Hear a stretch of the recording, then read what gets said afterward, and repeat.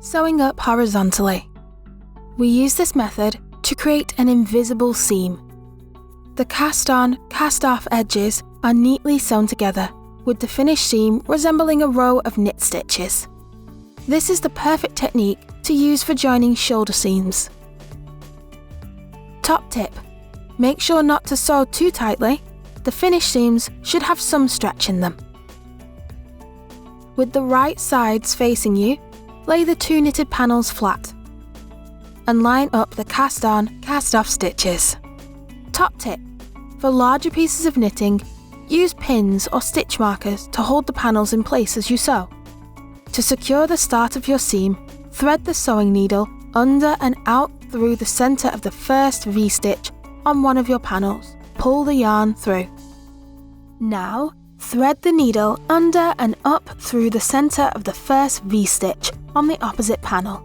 Pull the yarn through. To create your seam, thread the needle down through the center of the first V-stitch and up through the stitch next to it.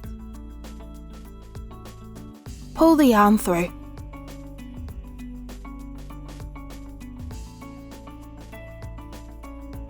Then, thread your needle down through the first stitch on the opposite panel, bringing it up through the stitch next to it.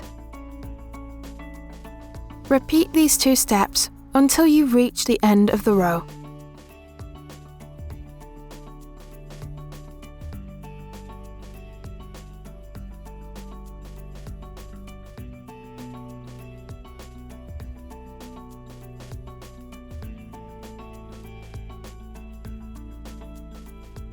Gently pull on your yarn to tighten the seam.